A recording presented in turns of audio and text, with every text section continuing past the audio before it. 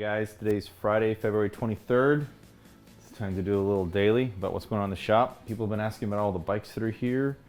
This is a 1986 Kawasaki Ninja 600.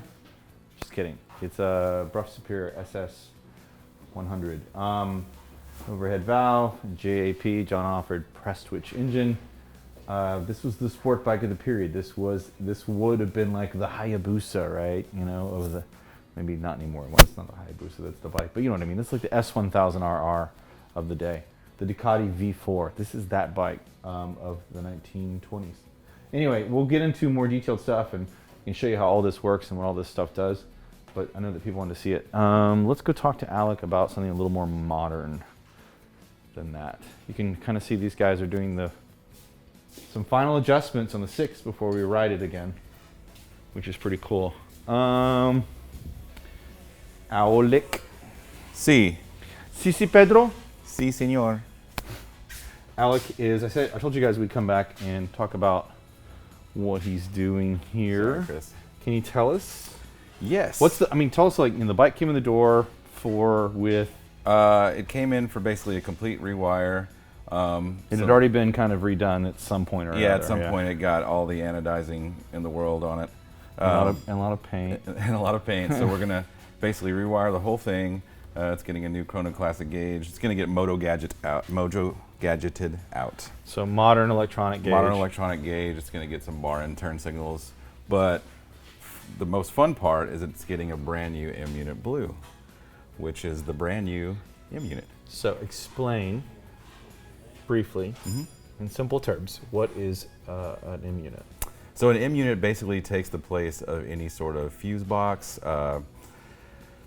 relays, all that stuff, and it's all in one cute little package. So you don't have any more fuses. I mean, you have a main fuse now, of course, but this takes the place of all of that stuff and makes it a lot more simple. These cute little lights light up, so if you do have a problem or something's wrong, you'll get the light that shows you this circuit is bad. Yeah.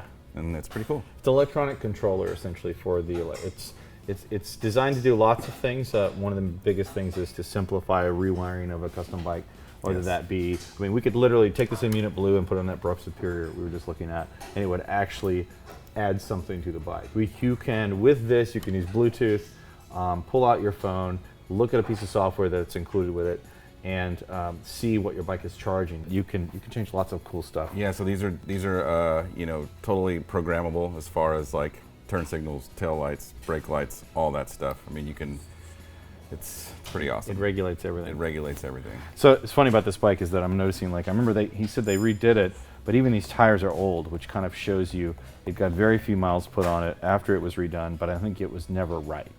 Yeah, I think that was kind of the whole plan, is that it got to a certain point and now it's time for phase 2. It was never finished. Yeah. It was never truly finished, so we're finishing it. You can see cool how bike. dusty it is.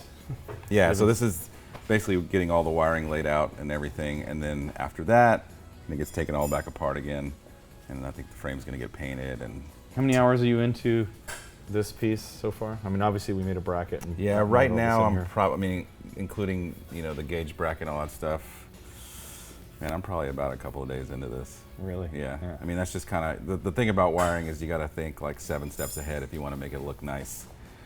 That's the trick. It takes a while. All this wiring for these switches, which are the main switches for the entire bike, are hidden in the bars.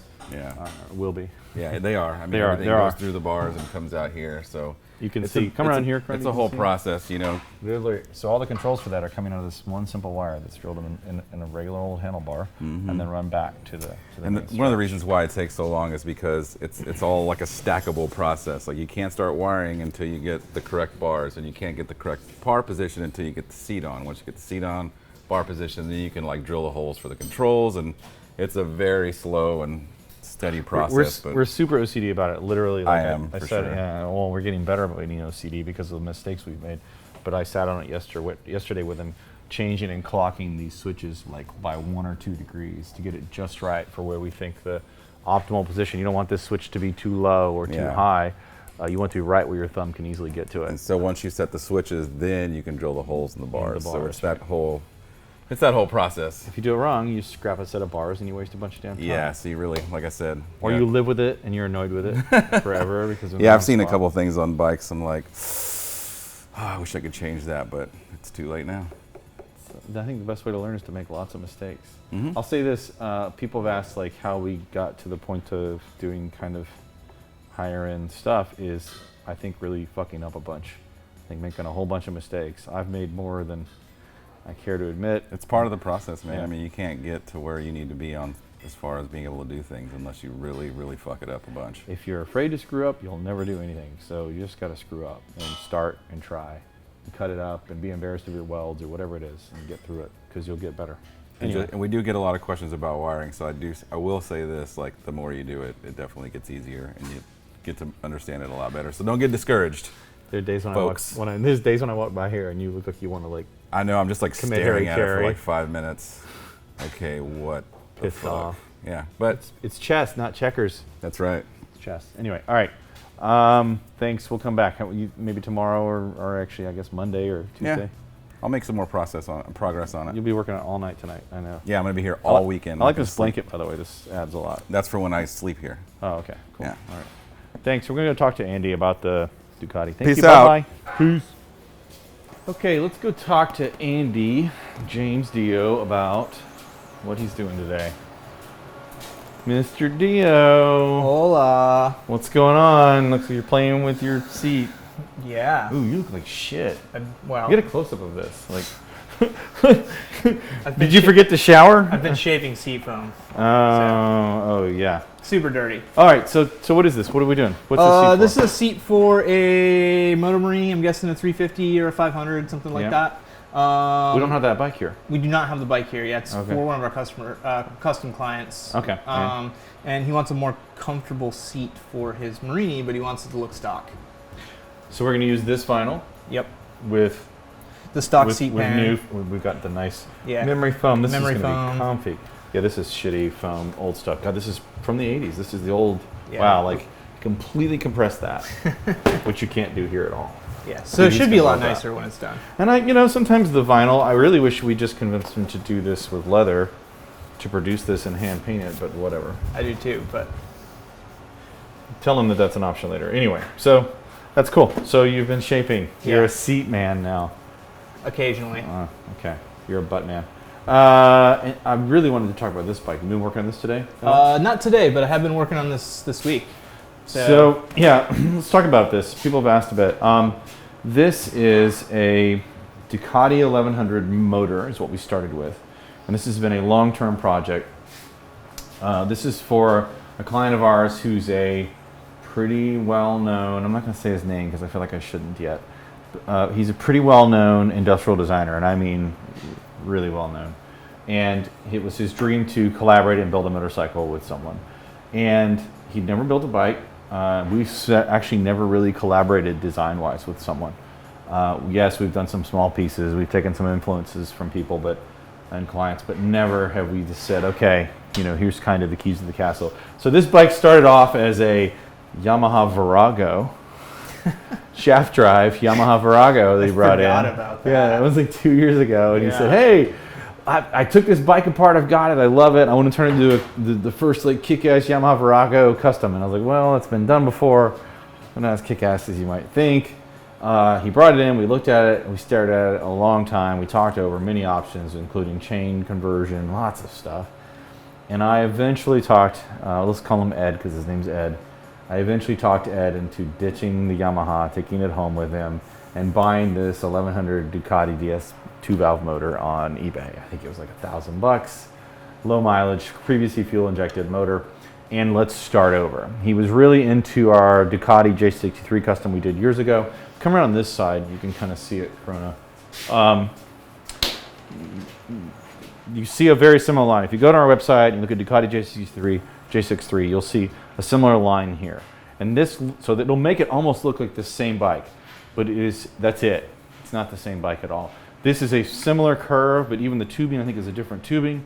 This is polished stainless. All of this is stainless. This machine, this head is solid stainless machine. These are solid stainless machine. This entire tail section is machined solid stainless. And this frame is significantly tougher with very different lines. All of this, you'll see if you look at J63, there's a bar that comes out this way. It's all very different. All I'm trying to say is that we're not repeating ourselves, we're refining what we've done in the past. This swing arm is custom made, designed and made here and machined here. Stefan did this on the Haas out there.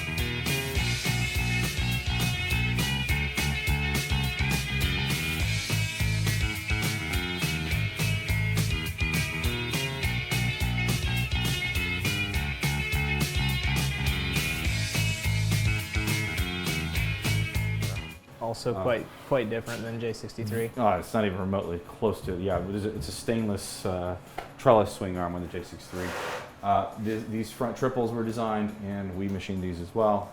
It's really going to be cool. Like one of the bigger inspiration pieces were these wheels, which are very similar to the wheels that we did on our Hardley years ago, 18s front and rear. Anyway, the way we worked on this design was definitely, it's definitely been a collaborative effort. Andy's getting to the point now where he's obviously making the bodywork. And if you can't tell, this is a pretty complicated piece to try to make, because it's not just going to have a top and then be hollow. Everything's going to be, what would you call this? I don't even know how to say it. Like, it's kind of monocoque, right? Well, like having this one piece. Yeah, but it's also, I think one of the significant differences in this is this was modeled in a computer, where most of what we do is a collaborative, like more intuitive design process. In J63, the frame was made in CAD, but the rest of it was an iterative process where we went step by step through the design choices. Completely me and you, really. Talking and arguing and compromising and getting through it. That, and of course your skill with welding and shaping, that was 3-4 years ago. The client, Ed and Stefan, collaborated and built this frame in CAD. Ed actually started with our original CAD file, did some tweaks, and then Stefan told him what reality was, and they kind of went back and forth. We had a final CAD file, and a decision was made to go forward with that, and then from the CAD file, we had the pipe, all the tubing cut, coat, bent, laser cut, CNC bent, so that we could have it be very precise. Then Stefan and I built a frame jig and assembled the tubing, of course, because there's always some, error in manufacturing and CAD, some modifications, and but now we have a solid frame to work off of, so we're to the point we can start building bodywork. Yeah. And that's what I've started doing. The most important part to get things right, in my opinion, is to start with a foundation. And so I'm working through all the tank bottom, all the mounting for all the bodywork. The next, you can see I've got a bulkhead here for the back of the tank. I've got a tunnel here. There'll be a fuel pump flange in this area. That's why it's nice and flat. These side rails give a recess for the frame rails and strength to the tank bottom. as you start to wrap under, right? Exactly. And so because I want to be able to assemble this, check it, make modifications, you can see I've got clecos, which are temporary, basically temporary rivets to hold everything together, so that I can remove parts as needed to check fit and change things. The next step is going to be the seat structure and the mounting. Going through here, right? Yeah, which on this bodywork, Ed's made it nice and challenging, in that this is actually going to be the seat shape, which has its very specific recess into the bodywork. Mm-hmm. I can show you. I've actually started that part already. Oh, I didn't even realize. Yeah. Yeah, so this is That the recess, corresponding recess. right? But Go into that. Yeah. But because, Ed's never built a motorcycle before, I mean, to his credit, he's designed a lot of clever things, but he's also not designed a way for this to have structure and mounting. So I'm kind of filling in some gaps here. But the next thing will be figure out how to attach this to the tank and have it have some support so when the rider sits on it, it doesn't crush the bodywork. Yeah. It'll work. We'll make that work. I'm imagining some stainless total confidence rod underneath. Yeah. I'm proud of the fact that we went from a Yamaha Virago to this. That was my biggest push, and once I got over that hump, Ed and I got along really well, and it's been smooth sailing. It's been slow going, but it's been smooth sailing because we're 100% collaborating, which is just so different for us, but works really well. Yeah. I'm looking forward to seeing how it's going. We're back on this project full time. So. I'm excited to be working on it again. Cool. It's super challenging, but it should be very interesting when it's done. I think it won't look that different to a lot of people, but the time, effort, and energy to integrating all of this together perfectly and very, very precisely, we'll have to explain at some point. Not just this, but just how well it all goes together. We could have made a documentary about that, this one bike. Yeah. Who knows how many hundreds of hours we're into this at this point, but a lot. Actually, I could look it up, but I don't want to. Anyway, for the love of it, this is going to be cool too. We haven't really talked about this, but the integrated handlebar triple tree. Obviously, this is just a mock-up where all the hydraulics and everything will live inside of it as well. It's going to be super cool. All right, I feel like we need to quit talking. We need to get back to work. It's Friday. It's almost time for shop cleanup. Yep. Your favorite part of the week. We get to pick up all your shit on the floor, sweep, and maybe take a shower.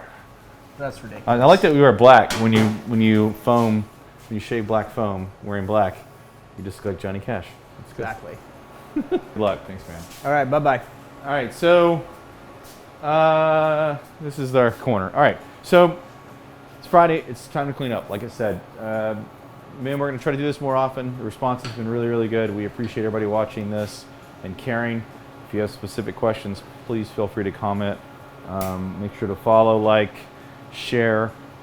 We're the next 8 weeks really, really busy getting ready for Handbuilt Show. I encourage you to get your tickets now again because they are going to go up any day now. I just haven't pulled the trigger. It's